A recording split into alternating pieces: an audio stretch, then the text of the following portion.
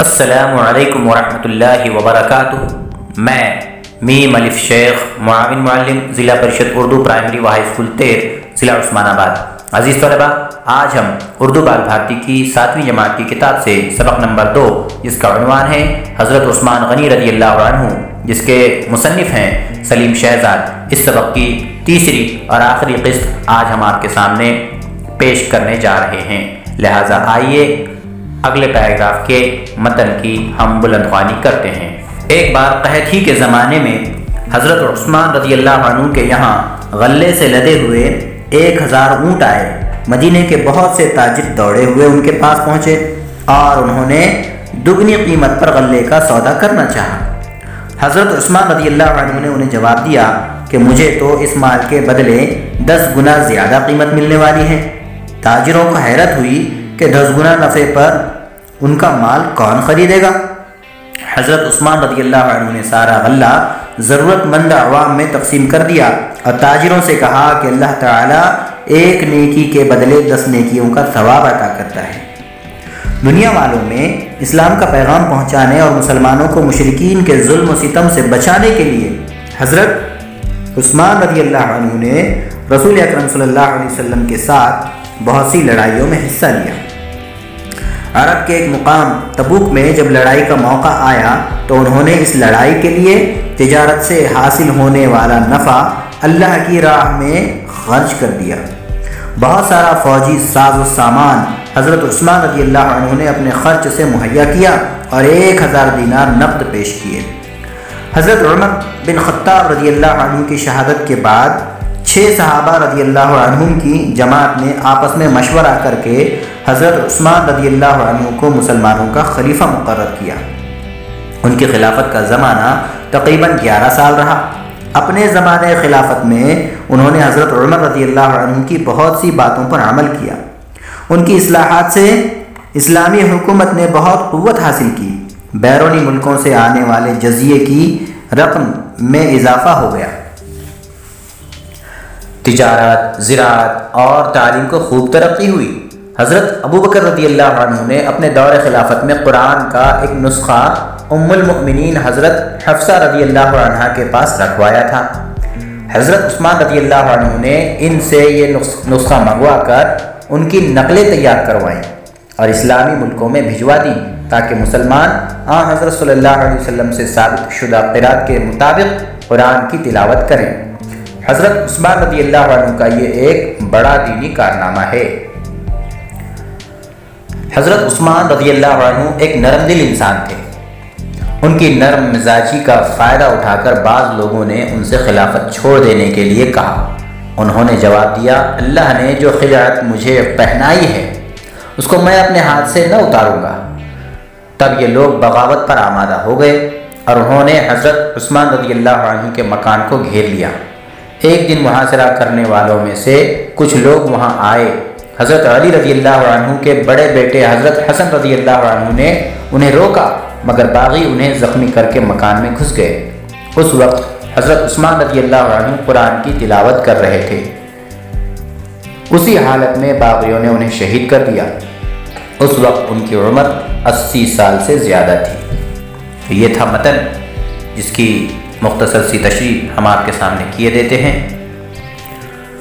عزیز طلبہ، اس سے پہلے کہ چند پیراگراف کے اندر ہم نے حضرت عثمان غنی رضی اللہ عنہ کی مختلف صفات، ان کی شخصیت، ان کی شباہت، ان کے شب و روز کا معمول ہم نے دیکھا اور ان کی سخاوت کے بہت سارے واقعات بھی ہم نے دیکھے۔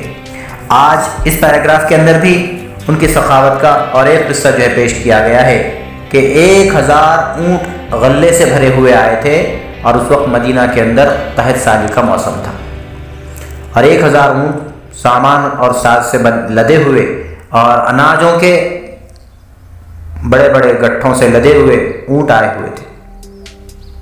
تو بڑے بڑے تاجر ان کی خدمت میں پہنچتے ہیں اور کہتے ہیں کہ یہ جو سارا کا سارا مال ہے ہم آپ سے دگنی قیمت میں خریدنا چاہتے ہیں۔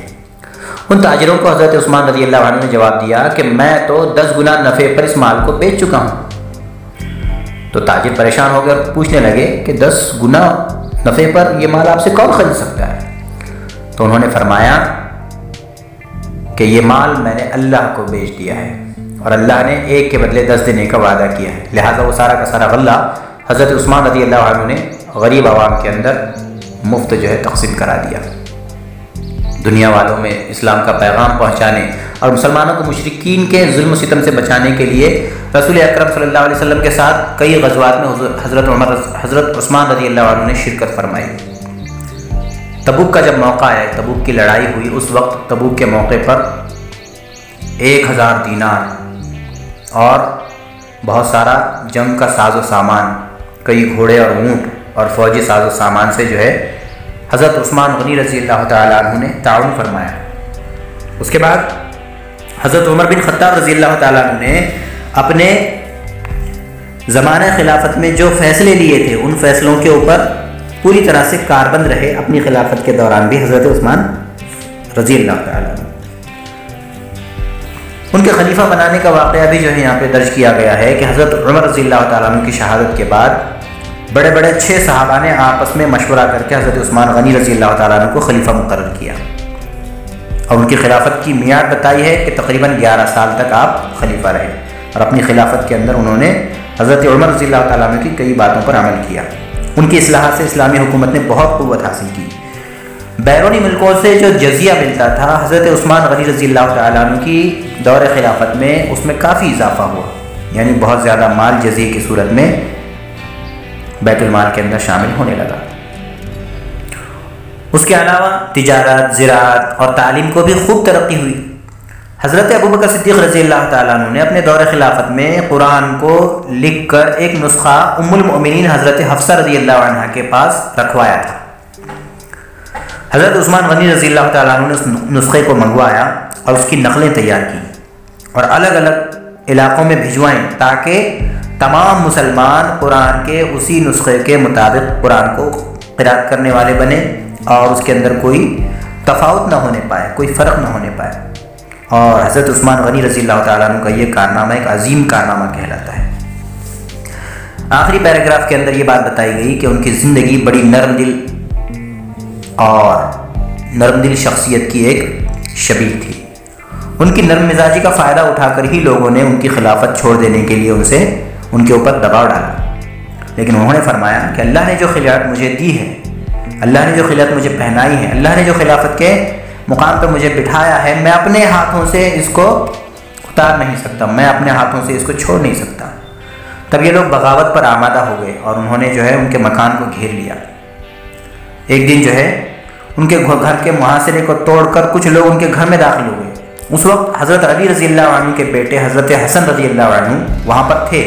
حضرت حسن رضی اللہ عنہ نے ان لوگوں کو روکا، لیکن باغی انہیں زخمی کر کے ان کے مکان میں گھس گئے۔ حضرت عثمان غنی رضی اللہ عنہ کے مکان میں گھس گئے۔ حضرت حسن رضی اللہ عنہ کے روکنے پر بھی نہیں رکے، بلکہ انہیں زخمی کر کے وہ حضرت عثمان کے مکان میں گھسے۔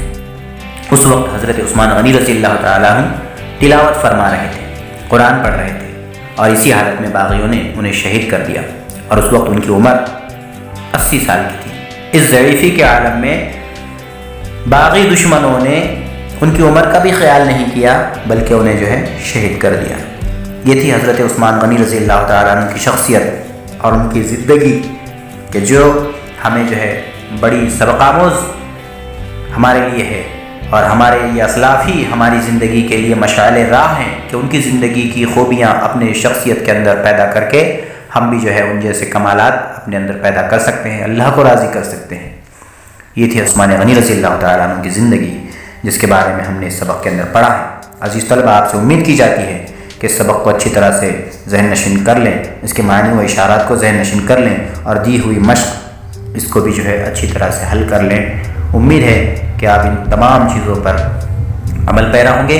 اسی کے ساتھ آپ سے ودا لیتے ہیں، انشاءاللہ پھر ملاقات اگلے ویڈیو میں ہوگی۔ تب تک کے لیے اللہ حافظ، السلام علیکم ورحمۃ اللہ وبرکاتہ۔